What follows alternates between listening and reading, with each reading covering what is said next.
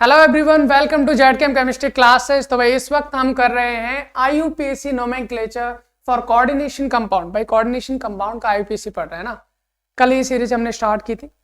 हमने कल केवल क्या किया था, लिगेंड्स और उनके टाइप्स किए थे। लिगेंड क्या होते हैं और उनके कौन कौन से टाइप होते हैं, उनके नाम क्या होते हैं। क्योंकि भाई हमको एक चीज पता है, जब हम कोऑर्डिनेशन कंपाउंड का आईयूपीएसी नोमिंग करते हैं तो वहां पर दो जगह प्रॉब्लम आती है। एक तो हम ये नहीं समझ पाते कि लिगेंड कौन सा है, इस पर चार्ज कितना है। दूसरा ये नहीं समझ पाते कि उसके ऑक्सीडेशन स्टेट कितनी। भाई ये दो चीजें आ गई ना, पूरे के पूरा आईयूपीएसी आप बहुत ही आराम से कर सकते हो।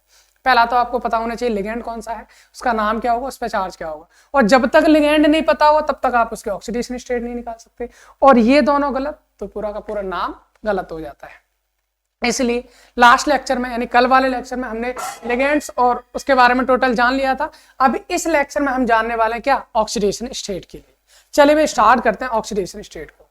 चले भाई ऑक्सीडेशन स्टेट निकालना स्टार्ट करते हैं, है ना। तो ऑक्सीडेशन स्टेट निकालने का बहुत ही सिंपल सा मेथड है। आपको निकालनी किसकी भी, सेंट्रल मेटल एटम की। और सेंट्रल मेटल एटम फाइंड करना बहुत ही आसान। भाई कोई भी आपके पास कोऑर्डिनेशन स्फीयर है, उसमें आपका एक मेटल होता है, बाकी सब क्या होते हैं, लिगेंड्स होते हैं। जो मेटल कोऑर्डिनेशन स्फीयर के अंदर आता है वही हमारा सेंट्रल मेटल एटम होता है। भाई कोऑर्डिनेशन स्फीयर के अंदर यहाँ पर जिंक आ रहा है सर, ये सेंट्रल मेटल एटम है। यहाँ पर कौन आ रहा है सर, एफ आ रहा है, ये सेंट्रल मेटल एटम। तो मुझे लगता है सेंट्रल मेटल एटम तो आपको समझ में आ ही गया होगा क्या होता है। अब हम निकालते हैं इसकी ऑक्सीडेशन स्टेट। आपके लिए एक चीज और ध्यान रखनी है, एक चीज और क्या याद रखनी है भाई, आपको फर्स्ट ए ग्रुप होता है यानी फर्स्ट ग्रुप और सेकेंड ग्रुप। आपको यहाँ पर थोड़ा सा बता देते हैं। फर्स्ट ग्रुप में कौन कौन होता है भाई, हाइड्रोजन, लिथियम, सोडियम, पोटेशियम, है ना।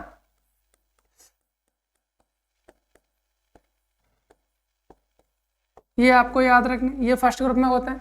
और सेकंड ग्रुप में कौन कौन से होते हैं, beryllium, magnesium, calcium, strontium, barium, radium, है ना। आवश्यकता नहीं है लास्ट वालों, लेकिन बस इतना ध्यान रखना है कि इनमें जैसे कि आपको मोस्टली इतने याद हो जाए काफी है। और इसमें आपके ये सब, इनकी सबकी ऑक्सीडेशन स्टेट +1 होती है और इन सबकी ऑक्सीडेशन स्टेट आपकी +2 रहती है। ये बस आपको याद रखना है और इनकी हेल्प से आप आसानी से इनकी ऑक्सीडेशन स्टेट निकाल सकते हो।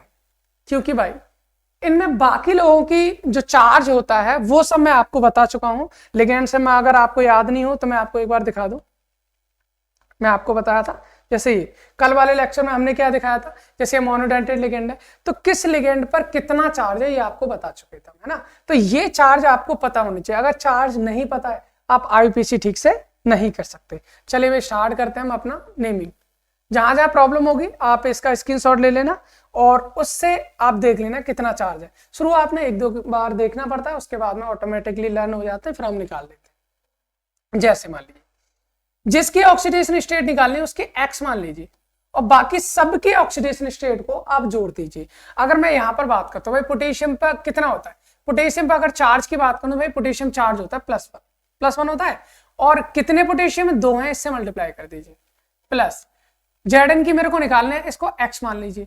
प्लस OH पर ऑक्सीडेशन OH की होती है -1। भाई OH में -1 होता है, कितने OH हैं, 4 इज इक्वल टू, इस पर कोई चार्ज है, इस पूरे कॉम्प्लेक्स पर कोई चार्ज नहीं है, यहाँ पर 0 है, 0 तो आप रखेंगे यहाँ पर 0 इक्वल टू 0। यहाँ से बस x की वैल्यू निकालनी है।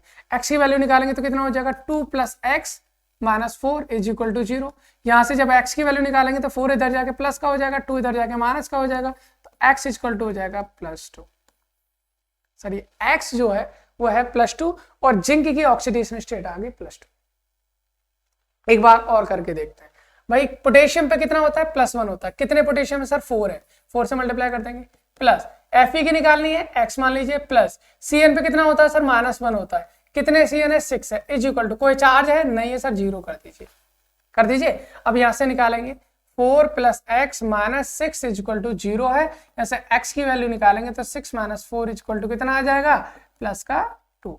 मतलब यहां पर अगर मैं बात करूं सर, सेंट्रल मेटल एटम की जो ऑक्सीडेशन स्टेट है वो कितनी आ गई, +2 आ गई।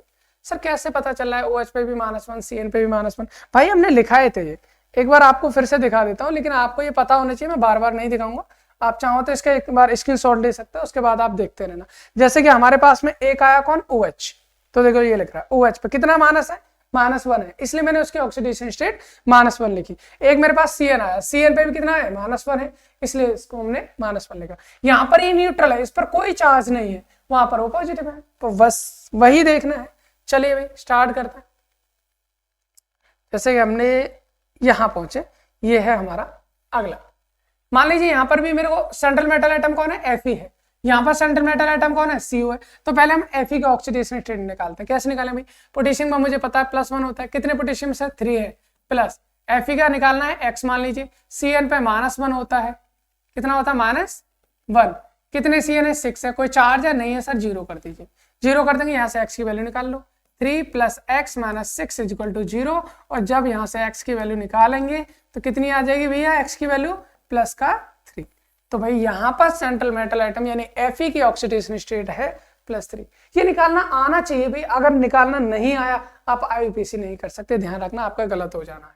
यहाँ पर हम बात करते हैं इसका निकालना CO का, x मान लीजिए, प्लस NH3 पे चार्ज कितना होता है भाई, NH3 पे सर चार्ज होता है 0 × 6। कैसे सर, एक बार फिर से दिखाओ, NH3 पे चार्ज सर 0 कैसे हो गया, बिकॉज NH3 इज अमोनिया, और अमोनिया पे कोई चार्ज नहीं होता, न्यूट्रल गैस होती है। यहाँ पर देखो NH3 पे कोई चार्ज है नहीं है, दिस इज न्यूट्रल। ये आपके एनायनिक है, इन पर सब पे नेगेटिव चार्ज है, इन पर कोई चार्ज है ही नहीं, इन पर पॉजिटिव चार्ज है। तो अमोनिया तो न्यूट्रल है ना, अमोनिया है, वाटर है, CO है, NO है, पेरिडीन है, इन सब पे कोई चार्ज नहीं है, कोई चार्ज नहीं है, तो ये न्यूट्रल है। तो यहीं पर हम बोल सकते हैं भाई, क्या बोल सकते हैं कि सर यहाँ पर अगर हम बात करें, अमोनिया पे तो कोई चार्ज होता नहीं, NH3 पे कोई चार्ज होता नहीं, तो उसके ऑक्सीडेशन स्टेट 0 हो जाएगी। प्लस अगर हम यहां पर बात करते हैं, प्लस Cl पे कितना होता है सर, -1 होता है, कितने Cl है 3 है, इक्वल कितना लगाएंगे 0 लगा देंगे, फिर से यहां से करेंगे x, इसकी वैल्यू तो 0 होगी, -3 = 0, यहां से हो जाएगा x = +3, ये हो जाएगा, ठीक है ना। इसी तरह हम आगे बात करते हैं भाई, आगे हम बात करते हैं तो क्या हो जाएगा, यहाँ पर जैसे सेंट्रल मेटल एटम कौन है, CO, इसके निकालना, तो इसको हम मानेंगे x, प्लस अमोनिया की फिर से 0 हो जानी है, 0 × 5, प्लस Br की -1 होती है, प्लस SO4 पे कितना होता है, -2 होता है, इक्वल कोई चार्ज है नहीं है तो 0 कर दीजिए, यहाँ से निकाल लेंगे x, ये तो 0 हो जाना है, यहाँ पर कितना बचेगा -1, यहाँ कितना बचेगा -2 बराबर 0, और ये हो जाएगा x = +3। भाई -1 -2 -3 हो जाएगा, इधर जाके हो जाएगा +3। तो यहाँ पर CO की ऑक्सीडेशन स्टेट +3 आ गई। CO की निकालते हैं भाई, CO की ऑक्सीडेशन स्टेट निकालेंगे, x मानेंगे, प्लस H2 पे कोई चार्ज नहीं, तो वाटर न्यूट्रल होता है, × 5, 0 × 5 हो जाएगा, प्लस SO4 पे चार्ज कितना होता है, -2 = कोई चार्ज है नहीं है, 0 कर दीजिए, तो x = कितना हो जाएगा, अगर हम बात करें तो 0 हो गया, -2 उधर जाएगा, किसका हो जाएगा, +2। तो भाई यहाँ पर कॉपर की ऑक्सीडेशन स्टेट हो जाएगी +2। आगे हम बात करें, अभी जो दे रखे हैं ना, जो मैं लिख रहा हूँ बार बार आगे, जो आपको आ जाते हैं, आप इनकी खुद ऑक्सीडेशन निकालने की कोशिश करें, फिर मेरे से देख लें, कंफर्म कर लें कि सही है या गलत, ठीक है ना। तो यहाँ पर जैसे कोबाल्ट की निकालते तो x हो गया, प्लस अमोनिया कितनी होती है, 0 होती है, 4, प्लस H2 भी न्यूट्रल होता है, 0 होगा, है ना, एक ही है ना, प्लस Cl पे कितना होता है, -1 होता है, Cl पे कितना होता है, प्लस Cl पे -1 होता है, कितने Cl है, 2 है, 2 से मल्टीप्लाई कर दिए, बराबर कर दीजिए 0 को। अब करेंगे यहाँ से x, प्लस ये कितना हो गया 0, ये भी कितना, ये 0 हो गया, ये कितना -1 और -2 कितना हो गया, -3 बराबर 0, यहाँ से x = +3, ठीक है।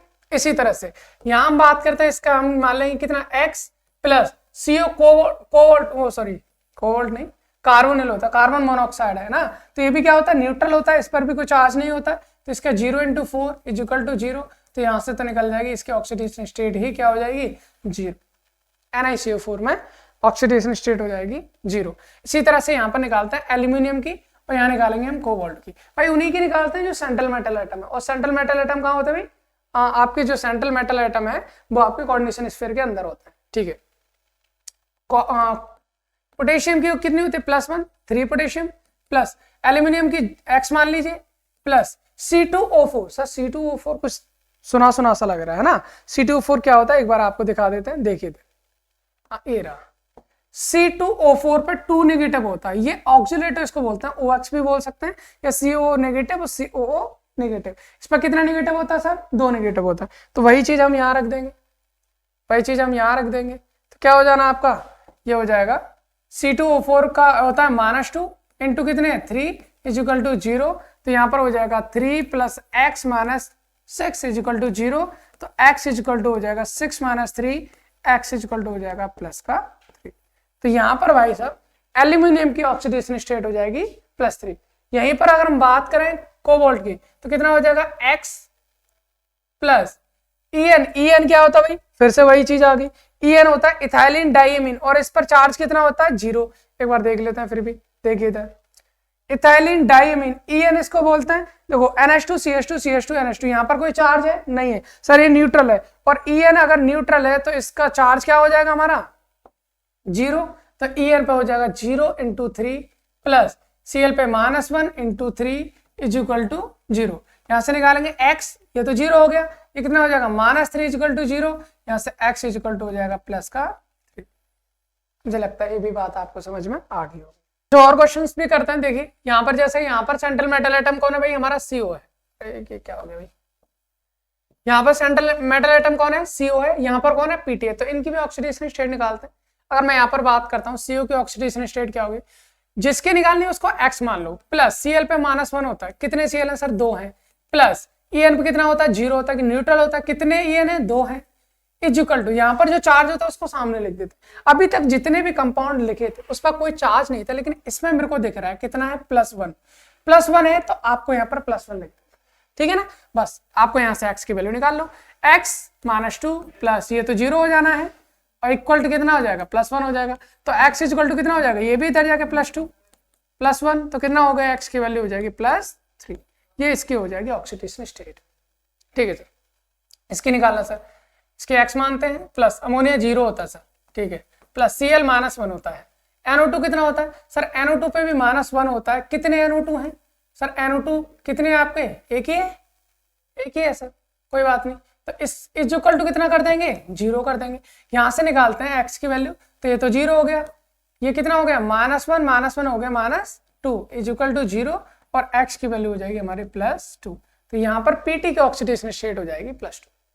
ओके सर, कुछ और करो, जैसे हमने ये ले लिया CO NH3 CO3 Cl, यहाँ पर सेंट्रल मेटल एटम कौन है CO है, इसका हमें ऑक्सीडेशन स्टेट निकालना है x plus ammonia 0 into 5 plus CO3 पे कितना होता है -2 होता है, कार्बोनेट पे है ना -2, प्लस Cl पे कितना होता है -1, चार्ज कोई है नहीं 0 कर दीजिए, x की वैल्यू कितनी हो जाएगी, ये तो 0 हो गया, ये -2 -1 कितना हो जाएगा -3 हो गया, इक्वल टू 0, और x इक्वल टू हो जाएगा प्लस का 3।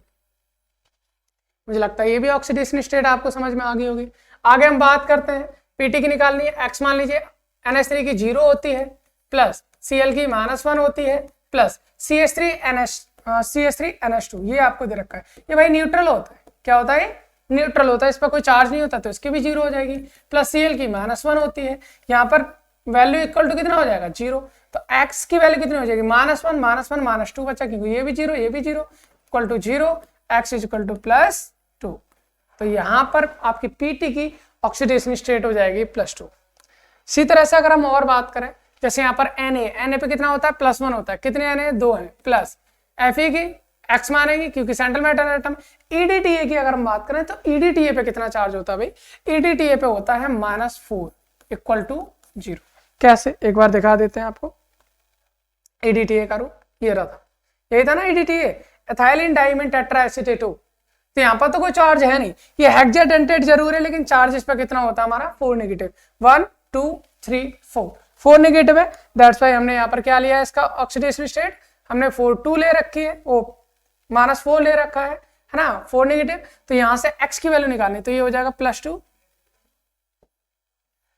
यहाँ पर कितना हो जाएगा +2 प्लस x -4 इक्वल टू 0, तो x इज इक्वल टू हो जाएगा 4 - 2, x इज इक्वल टू हो जाएगा प्लस का 2, तो यहाँ पर इसकी ऑक्सीडेशन स्टेट हो जाएगी Fe की +2। ये निकाल लेते हैं, Cr की निकालेंगे, x हो गया, Cl पे -1 होता है, कितने Cl 2 हैं, प्लस ये कौन है OX क्या होता है, ऑक्सिलेट होता है, मतलब C2O4, जिस पर चार्ज कितना होता है 2 नेगेटिव, तो यहाँ पर भी हमें क्या करना है ना, -2, कितने ऑक्सिलेट हैं 2 हैं, तो आपको 2 से मल्टीप्लाई कर देना है, प्लस तो कुछ बचा नहीं, ठीक है, इक्वल करो भाई, चार्ज कितना है -3, तो -3 को सामने लिख दीजिए, -3 को सामने लिख दीजिए, यहाँ क्या x -2, फिर कितना हो जाएगा -2 2 4 इज इक्वल टू -3, तो यहाँ से कितना हो जाएगा x इजिकल टू -6, इधर जाके प्लस का 6 हो जाएगा, तो x इजिकल टू हो जाएगा प्लस का 3। तो यहां पर भी क्रोमियम की ऑक्सीडेशन स्टेट +3 होगी। आगे हम बात करते हैं, जैसे ये कुछ और एग्जांपल्स हैं।